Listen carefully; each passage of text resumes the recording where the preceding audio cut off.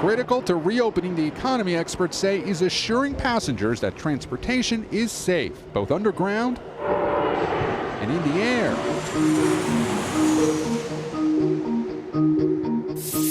The top priority for the nation's airlines, reassuring passengers it's safe to fly. Disinfecting planes, making masks mandatory, spacing out passengers, and blocking middle seats. Under pressure, Frontier has abandoned charging customers to keep middle seats open. More airlines are announcing new safety measures. To enforce social distancing, Delta will limit planes to 60% capacity and add more flights if needed.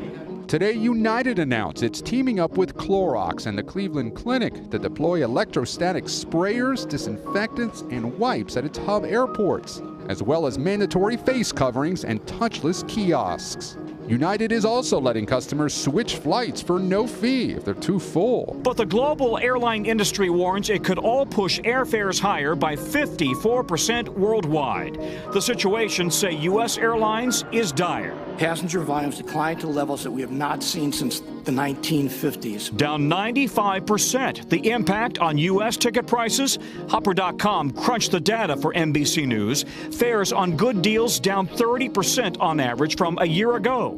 29 to 34% cheaper through the summer. Even winter holiday fares already down 22%. We could see higher prices if airlines are required to, or it turns out they end up flying with significantly lower capacity. U.S. airlines have now parked 50% of their fleets, 3,000 planes.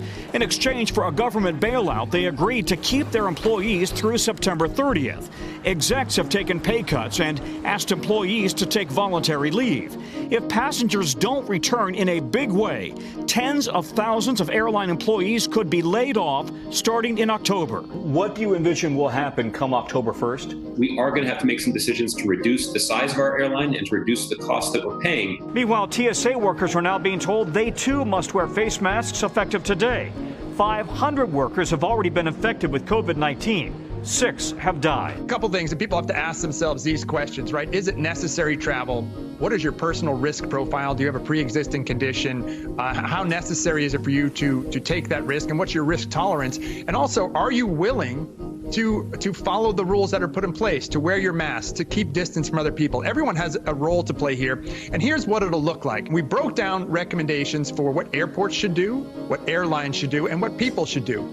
On the airplane, like I said, the air quality is pretty good. You bring in a lot of air, and all of the air is filtered through a HEPA filter, a high-efficiency filter that captures 99.97% of airborne particles.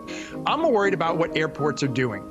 It's hard to think about how they're going to handle queues at the security gate, how they're going to handle queues at boarding, how they're going to handle concessions. But there are things they can do, including these healthy building control strategies.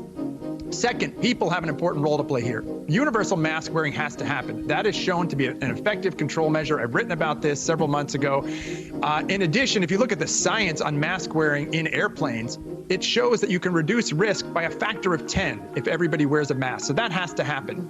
For individuals, too, you have to be hyper vigilant as you're going through the airport and boarding and on the airplane.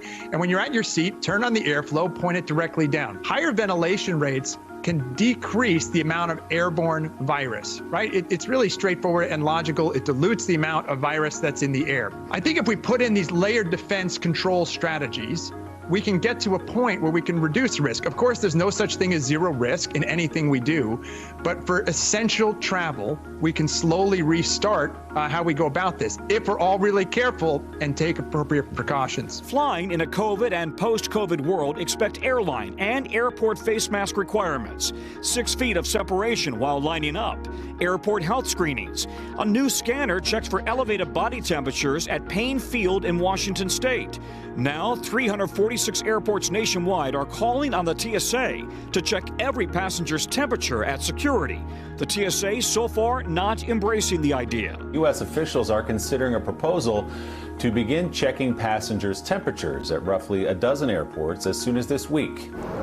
In a lab at Vienna Airport, a world first. A test for travelers that detects coronavirus fast. Sarah Walters from Philadelphia has just flown in. It's brilliant. I mean, it allows you to get off the plane, test, and a couple hours later know if you can avoid quarantine or not. The test costs around $200, but for that, you get a result pretty fast. 2 to 3 hours. It's a coronavirus passport that can be used worldwide to prove you're not infected. A free pass for another country to enter that. With only 4 deaths in the city and most of the infection cases now coming from abroad or imported, the government has put in place very strict tracking and tracing measures. It's something I experienced as I flew in from Europe. And Allison, it's been quite a surreal experience. Take a look. We just landed in Hong Kong, and before we got off the plane, we had to fill out this form from the Department of Health that talks about the compulsory quarantine that we all have to undergo. And it also tells us about the location device, the tracking device that the government will be giving us to make sure we don't violate the conditions of that quarantine. So I now have a bracelet that was attached to me. This is going to be my tracker for the next 14 days. Hong Kong has only been allowing residents to enter the city, so foreigners or non-residents have been denied entry since the end of March. Okay, so I've just been told to fill out 3 different forms. Most of the people I talked to at the airport waiting with me said if it keeps them and others safe, they really don't mind. I think travel is going to shift. It's going to be smaller. It's going to be more intimate. It's going to be smaller towns, smaller communities, more intimate, more local. Our entire industry of travel is going to be now held to a higher standard of quality. Hey, NBC News fans, thanks for checking out our YouTube channel. Subscribe by clicking on that button down here, and click on any of the videos over here to watch the latest interviews, show highlights, and digital exclusives. Thanks for watching.